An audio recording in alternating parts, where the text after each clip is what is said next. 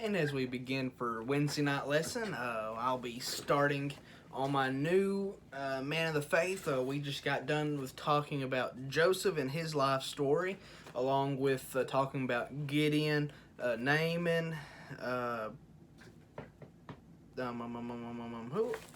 was it? Who was it? I don't remember. Joseph and Noah. Joseph and Noah. Okay, there we go. Now we're back. And I apologize for being in my work attire. This is just how it's going to happen tonight. So, remember our memory verse for this that I gave last Sunday was 1 Corinthians chapter 2 and verse 5. 2 Corinthians 2:5 says that your faith should not stand in the wisdom of men, but in the power of God. And we were able to incorporate that verse into the life story of Joseph, and now we'll be getting into our new character tonight. As you've probably noticed in the past several lessons, I usually move around as far as where I teach it. So, for example, usually I'm at my home office, but I've been at a different preacher friend's office. I've done it. I think last Sunday I was at my mother-in-law's kitchen. Done it at the library. I appreciate the library for allowing me to do that. And now I'm in my parents' spare bedroom, which used to be my sister's bedroom. She just really had the best place to do this besides the kitchen, but there's people at the kitchen now, so I came here where it's more quiet. But our next person we'll be jumping into the book of Judges, chapters 13 and 14. We'll be talking about the story of Samson, how he was he was known more for being unfaithful, especially to his calling, and we'll get more into that tonight. But first off, we need to discuss that the parent that there was a couple, a husband and a wife, that couldn't have children, and they prayed like so many different parents have prayed in the past, asking for a child, but it seems like it will never happen. The angel of the Lord came to the wife and said that God will give her a son. So God's going to give her a son, but I don't want to say the catch, but what's going to happen with this child is that he will be a Nazarite that will deliver Israel from the Philistines. So right now, Israel is in a moment of being oppressed, enslaved by the Philistines, which are a hated nation by Israelites. And I've discussed that. When have I discussed that? Have I discussed that? I think I have. But anyways, so he had to be a Nazarite. Now, what is a Nazarite? Now, we might think of Nazarenes, but that's different. A Nazarene is someone from Nazareth. This is a Nazarite. A Nazarite is like an oath. It's something that someone makes a vow to follow these certain guidelines to stay close to God, more or less. He is most known as being the Nazarite. His mother would be a Nazarite for I believe until he was born. The Apostle Paul, he was temporarily followed this Nazarite code, and now you have people that follow the Nazarite life their whole life, or for just a temporary time. But for Samson's case, he will forever throughout his whole life will be a Nazirite, even though he is probably known for being the most terrible Nazirite. So let's get into, there's 3 qualifications to be a Nazirite. First off, you are not to have any alcohol or fruit of the vine. So not only can a Nazirite not touch wine, any kind of alcohol, they can't touch grape juice, apple juice, orange juice. They can't drink it. Nothing from the fruit of the vine. No kind of juice. No kind of juice of any kind. Secondly, no cutting your hair. Now, we'll get into more about how honestly this was the one that he followed best, but at the end messed up. But you're not to cut your hair. And then the third one, no touching of dead things. So that's the 3 things to be a Nazirite. Don't drink any kind of juice, don't cut your hair, and don't touch anything dead. But we'll grow to find out that Samson, growing up as a child, he was very spoiled. He grew up spoiled. When he turned into a man, he was like a spoiled child. He threw temper tantrums, and if he didn't get what he wanted, he'd get mad.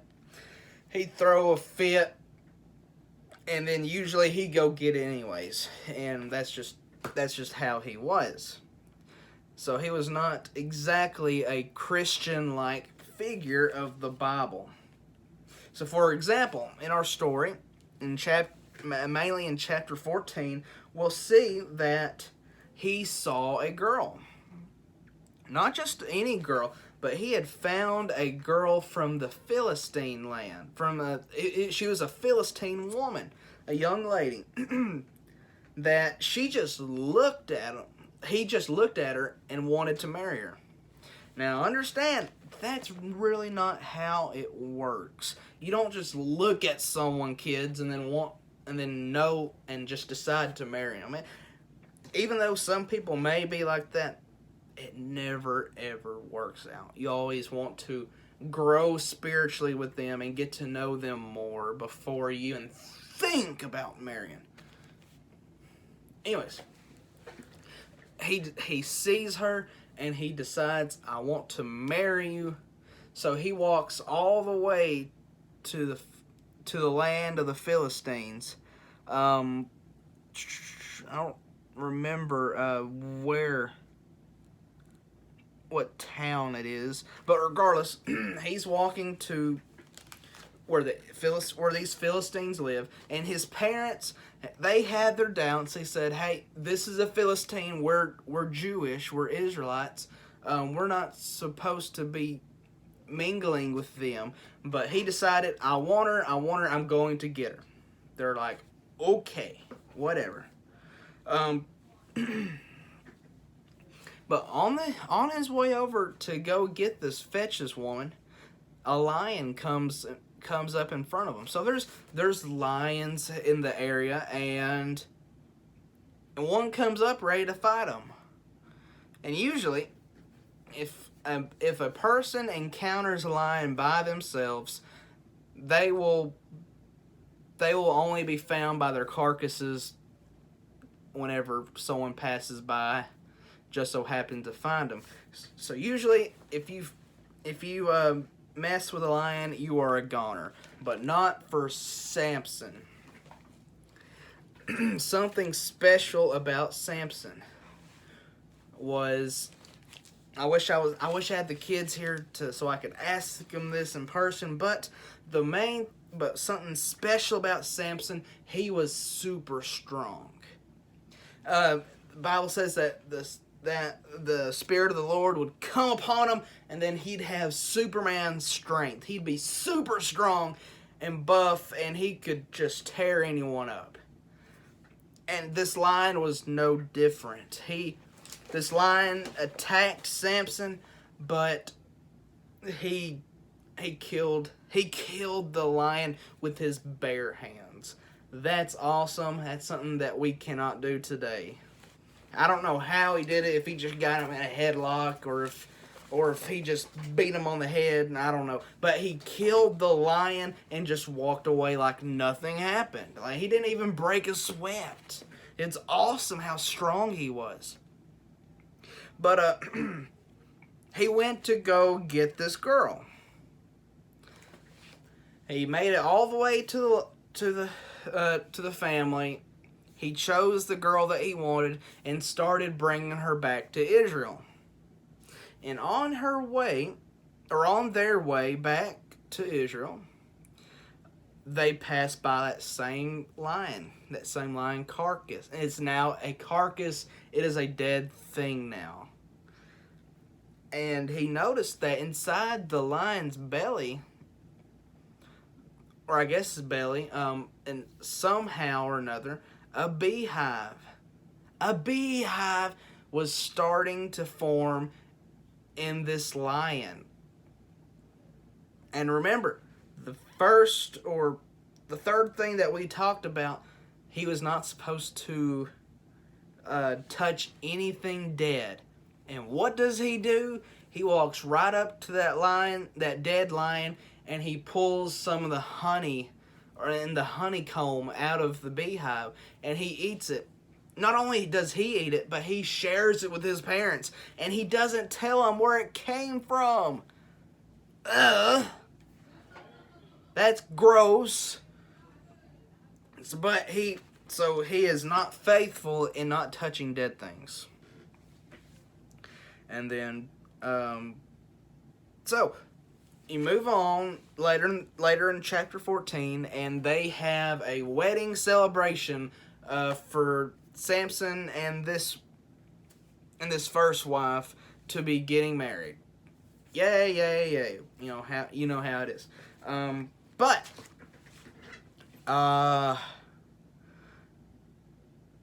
he decides to make a riddle.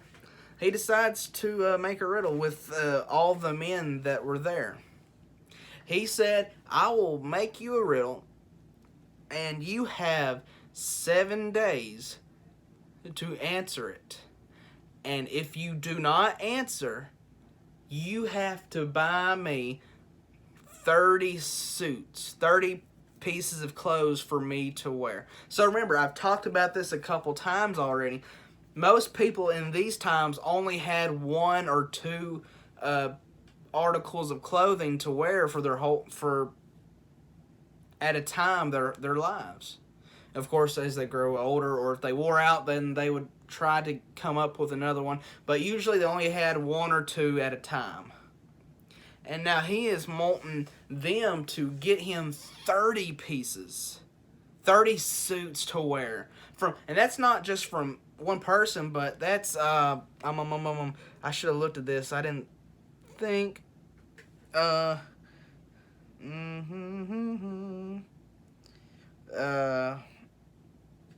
when he saw him. Oh, 30. Okay, there he is. I knew there was a number. But so there are 30 people, 30 friends at this celebration, and he wants them to pay. Each one gives 30, so 30 times 30 is 900. Yeah, 900. We'll go with that, and if I'm wrong, then don't tell me. But yeah. So he's going to get all of this if they don't answer it. But if they do answer it right, if they somehow figure out the riddle and answer it, then he would have to pay each of them 30 pieces or 30 suits. So he can either get all these suits, or he'll have to pass out that many. So there's a whole lot at stake at this point, because not many people had that kind of money, especially for that much. But here is the riddle. Out of the eater came forth meat, and out of the strong came forth sweetness. Now, does anyone have any idea what that can pertain to? Well, it has a lot to do with him killing that lion and eating the honey out of it. But no one knew about him killing the lion, and only him and that woman that he's with knew about eating the honey out of it. But regardless, she wouldn't have known about that riddle. She wouldn't have known about the answer to the riddle. So now they've agreed to this riddle, and they're stumped. They have no idea. So what they do is they find his new wife, and they start to threaten her. They start being mean to her. They threaten to burn her father's house down if she doesn't help them with solving this riddle. So, because of that, she's freaking out, thinking her dad's about to lose his house and lose all of his stuff. So, of course, she goes and tries to get this taken care of. She asks, "Hey, what's the answer to the riddle? What's the answer to the riddle?" And then it gets to the point where she's crying. "Why do you hate me? Tell me the riddle, please. Please." And after a while, after 7 days of listening to her whining and moaning about not knowing the riddle and talking about how he don't love her because he won't tell her everything. Oh, drama. He finally is like, "Fine, I will tell you so you will go away." That's really a good...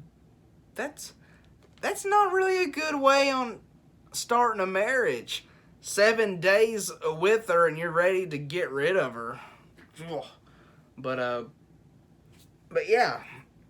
So he tells her the answer, which the answer... How they were to answer is what is sweeter than honey and what is stronger than a lion. So that's how the story ties into him killing a lion and eating the honey of it. But that's the answer. What's sweeter than honey and what's stronger than a lion? So she's like, "Okay, thank you. And she runs off. And she finds the men that he made the deal with, and she tells all of them the answer. So on the 7th night, they all gather around Samson, and they're like, "I think we know the answer now, Samson." And he's like, "Okay, whatever, all right, what is it? What is sweeter than honey, and what is stronger than a lion?" Oh, and Samson gets mad. He even calls his wife a cow. He says that you would never have found that out if you weren't talking to my cow of a wife. That's exactly what he said. Look it up in verse 18 of chapter 14, and that's what he uses the word heifer, but that's still a cow. He calls his new wife a cow. Now let me tell y'all, of course y'all know I've been married for 1.5 years now, and not once have I called Miss Beth a cow. Because I know better. She would probably kill me if I ever called her that. But that's beside the point. So, he gets so angry about them pulling a fast one on him. So what he does is he goes to, what land is it? Ashkelon. He goes to these people, and he kills 30 people. He kills 30 random people in that town, and then took all of their money, or not all their money. They took all of their clothes. The Bible says all the spoil, and then he divvied it out to what he owed. So he held up to his word. He did give the 30 30 changes of clothes to 30 people, but he didn't say where he got it from. He killed people to get that. So obviously he is not a good Nazarite. And so he took all they had, and he took all the he had that they had that he killed, and then he passed it on to where he owed it. So this is this is part 1 of Samson. I love this story because it's such far-fetched. It's like, is this really in the Bible? Someone that's supposed to be good, that he kills people, and he breaks the laws of God? Yes, but yet he still shows faithful in the end. And that's really where it's going to get good at. So this is part 1 of Samson. I'm really looking forward to getting into part 2. And so that's all I have for this evening. Kids, don't forget about your memory verses. So far, Callie has trumped all of the boys at giving me the memory verses. The next one, the newest one, is 1 Corinthians chapter 2 and verse 5. So if y'all are able to, if y'all are watching, get a hold of that, because I know y'all need to learn memory verses. And well, I guess that's all I've got. So I'm going to close this out, and then I'll be done. Dear Lord, I want to thank you for this day you've given us, Lord. Thank you for the many blessings in this day. Thank you for allowing me to be able to reach out to not only just the kids, but whoever watches this, Lord. And I just pray you have your touch on each life that gets to listen to this, Lord, that they're able to gain something out of it, Lord, that's just that they get touched through this, Lord. Lord, I pray you be with the kids that watch this. Help them to be the shining lights in their families and communities like you call us to be. And Lord, I pray if there be any that are not saved, help them to realize they need you and come to know you before it's everlasting too late. Thank you for all things you've done for us, Lord. I pray this in Jesus' name. Amen.